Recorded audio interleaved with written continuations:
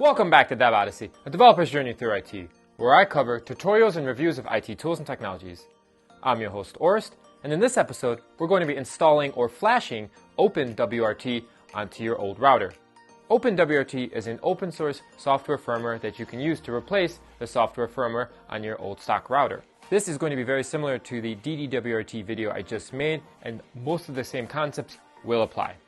With that, OpenWrt is an open source software firmware, so in flashing it, you're also going to get benefits from the community, such as their support, and you're going to get enhanced security, and you're going to get more capabilities than you would normally with a stock software firmware on your old router. There are risks also in proceeding with this video. You're going to likely void the warranty on your router, so if you don't care, move on. Next, you can also potentially brick your router, which means it becomes unusable. There are generally ways around this or to prevent it, and I recommend going to OpenWRT's website to figure out how to prevent that. You can find that link in the description below. OpenWRT is not compatible with all routers, so I recommend you go ahead and look up the router name and model number in their database just to be sure that they do have a compatibility for it, but also a software install process. The software install process will likely be different depending on the router and model that you use, so this video may not work for you exactly, but the general concepts should apply. Now, if you don't like OpenWRT, you can flash it back to the stock software firmware. All you'll need to do there is make sure you have a copy of that stock software firmware from the manufacturer's website, and then use the same installation process or reverting process to get it back to that stock software firmware.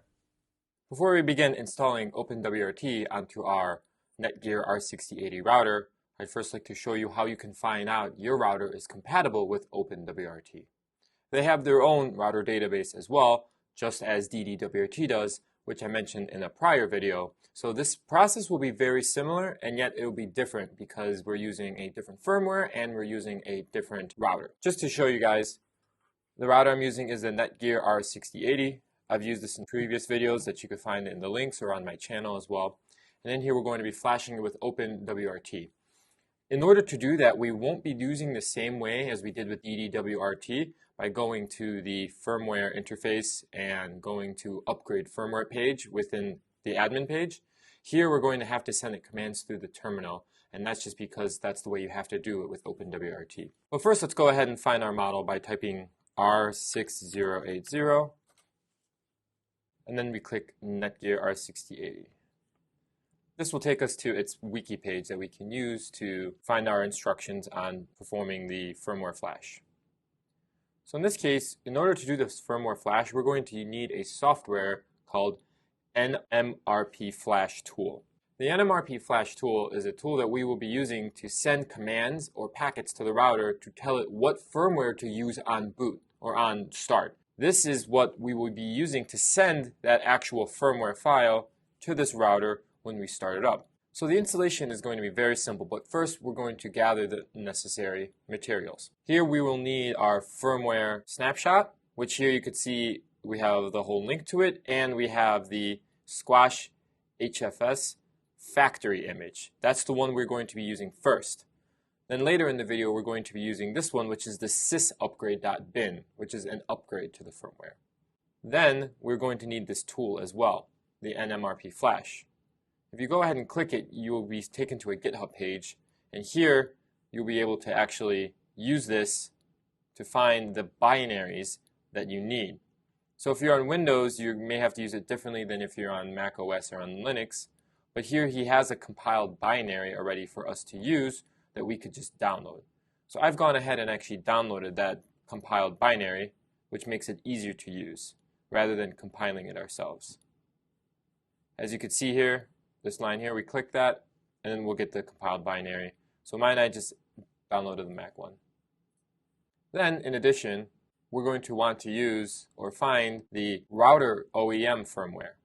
This is always something you should have just in case you don't like what you have and you want to revert back. So if you click to the downloads here, we'll be able to find the firmware current version, and we could download that version, which I've already downloaded that as well. So now let's go back, and then we have our instructions to continue. So I'm going to open up this nmrpflash tool in another tab because we will be using some instructions from there. But ideally, the rest of this I'm going to be showing you from the terminal page. All we will need to do is use this nmrpflash-l command that will tell us what the interface name is that is attached to our Netgear router. We're going to need to do this while it's plugged in, and it cannot be done wirelessly. So make sure you have an Ethernet cord connected between the two. Then once we know the interface, we just use the -i interface name and then -f for file and then the firmware to flash. When you do this command, it's going to wait for physical connection. This is then when you actually turn the router on, and then at some point you're going to see this information show up in the console, which will tell you that it's performing the flash. Then once you see reboot your device now, it's safe to reboot, and then you will be fully flashed with OpenWrt.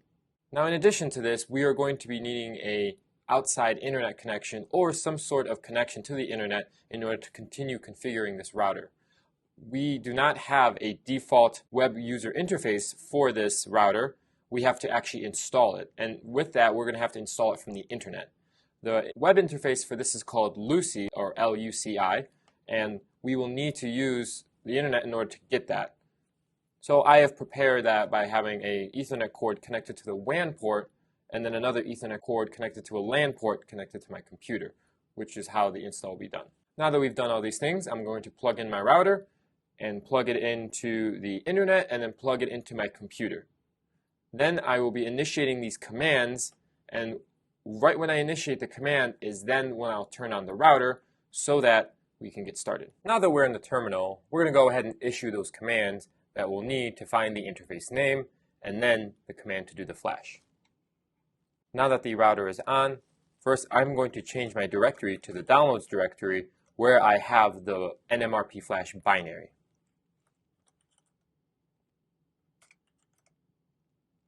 So as you can see, this folder, I have that nmrpflash binary. And first, in order to initiate the command, I will do a / nmrpflash, then -l. So as you can see, I'm expecting to get an IP address of 192.168.1.2, and I know it's connected to the interface EN8. So that's what I'm going to be using to issue the command. So now, in order to issue the command, I'm going to shut the router back off, and I can do that by unplugging it or pressing the power button. So I've gone and pressed the power button to stop it. Then I will initiate this nmrp command. Then I'll do -i for the interface, EN8 for the actual interface name, -f for file, and then the actual factory image. In this case, that will be this one right here. Now that I have this all set up, I can go ahead and press enter, but first, for my memory, I know I'm going to have to elevate my privileges in order to do this command. So I'm going to do sudo for this. I'm not sure how it'll be on Windows, if it's going to be similar, but I know with Mac OS, that's the way you have to do it.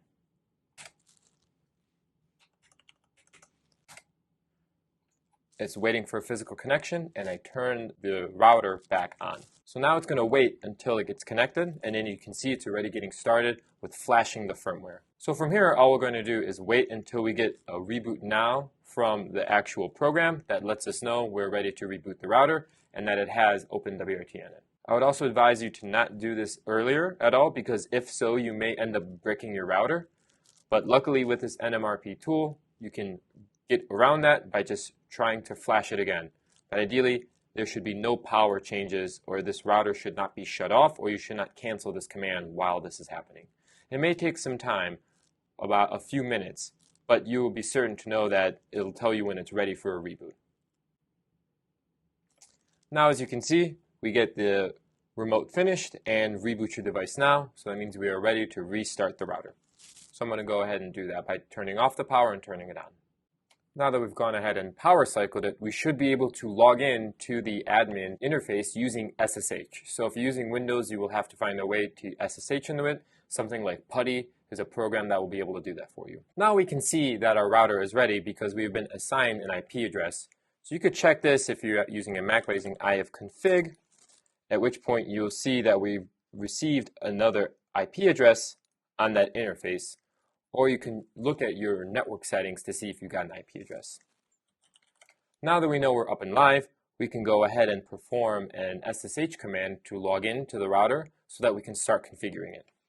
So here we just do SSH root at 192.168.1.1, and here we will not require credentials to start.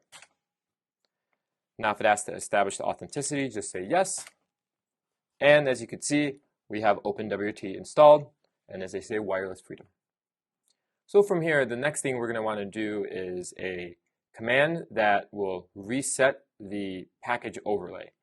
That's because we want to be sure it's cleared out of anything else, just in case.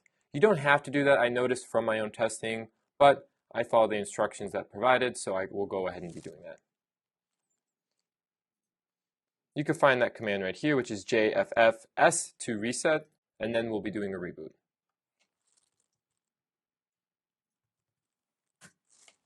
Here it's just going to tell you it's erasing the settings and packages on there, which we'll click yes because we haven't done anything, and then we'll do a reboot. Now that the reboot's occurred, we can go ahead and log in the same way we had before. You may get some interaction in a negative way with this, and by that I mean you may get a conflict. So what I do best for this is I delete the actual authenticity verification in the known hosts file, just in case, so I don't have to run into that problem all the time. So here I'll do this with a vim command to open the file, and then I will go ahead and delete that entry.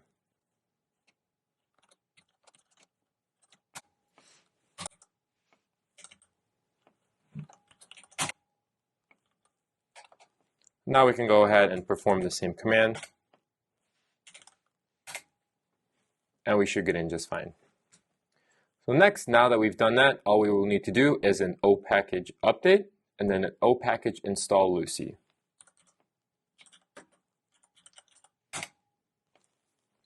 This is where it's going out to the internet, and it's downloading all the packages that are available for OpenWrt. Now that that is completed, we can do an opkg install LuCI. And this is what it's going to install our web GUI interface that allows us to interact with OpenWrt in a much more pleasing way. It's not to say that I hate the terminal, but it is much more convenient, in my opinion, to use the graphical user interface that they provide, but not necessary.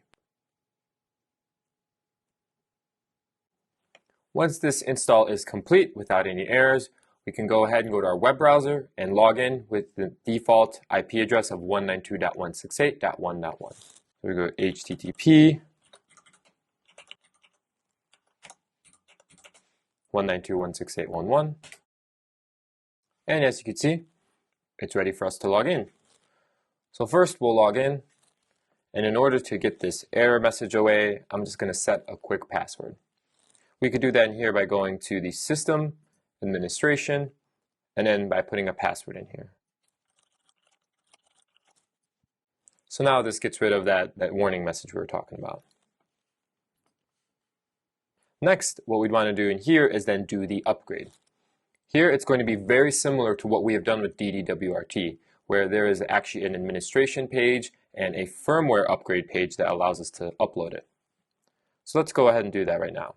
And here in System, we click Backup Flash Firmware. Then in here, we could do Flash Image. We'll browse, and then we'll go to the location where we have our Flash file. In this case, we want to be sure that we're using the sys upgrade bin and not the factory flash. Now we choose this for upload, and then click Upload. And then at some point, it's going to perform another restart.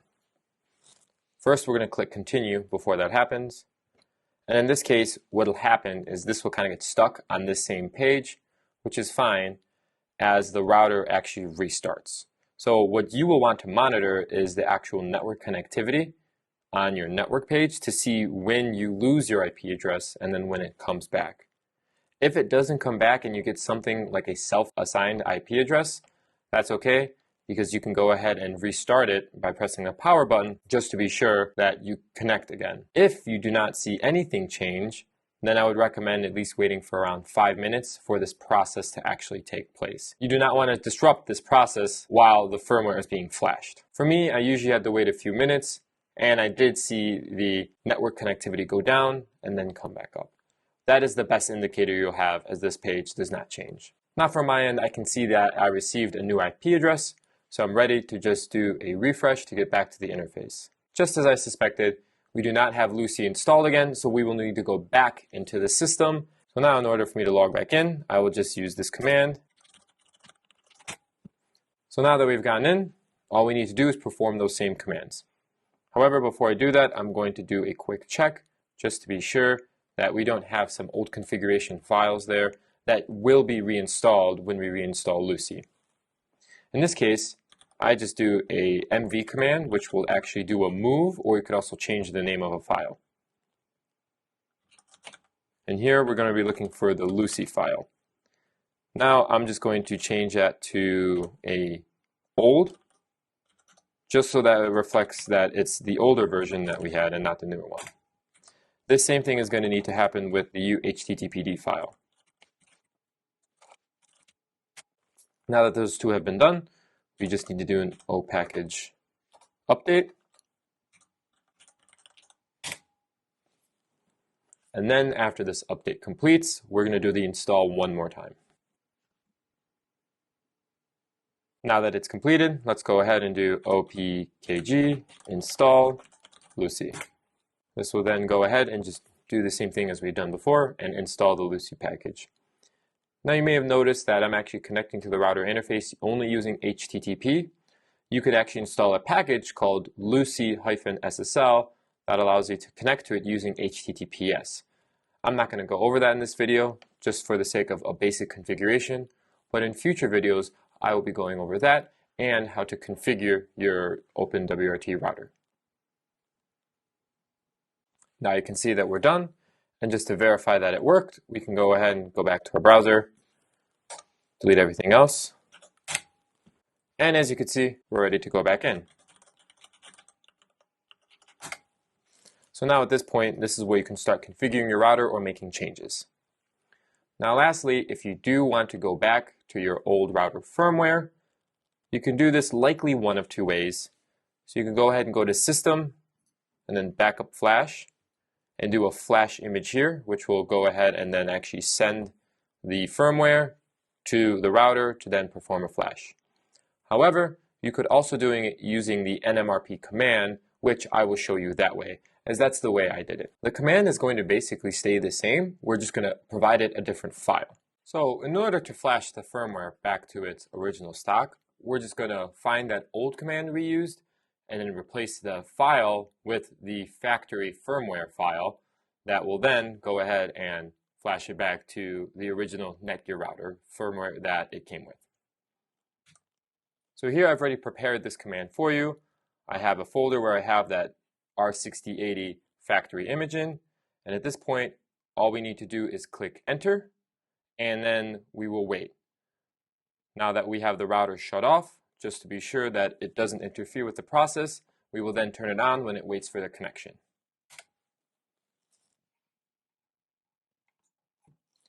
Turn the router on, and then eventually you will see that this terminal will start showing a connection and therefore performing the flash.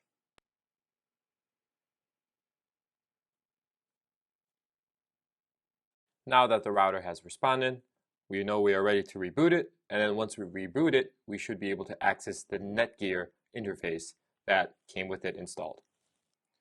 So now we shut it off and then turn it back on. Now that I see that we've been assigned an IP address again, that means the router is back up and we're ready to log in. And this is just for a verification, just to show that it actually happened. So now, as you can see, it's already forwarded to the Netgear R6080 firmware, at which at this point, it's going to ask me to do all the prompts from a base install of the factory firmware. And with that, that covers everything that we're looking to in this video. As noted earlier, we will be going and showing you different ways to configure your OpenWrt router in later videos. Thanks for following me in my journey. I appreciate it. If you like this video, go ahead and give it a thumbs up. And if you like this content or other content around IT tools and technologies, especially around networking, network hardware, routers, etc., go ahead and subscribe to my channel and click that bell for notifications so you don't miss the next one. Now, would you use OpenWrt, or would you use the features that you can get with it? Would you even consider flashing it and moving ahead with this process? Let me know in the comments below, and I'd love to have a conversation with you. Thanks, and I'll see you in the next video.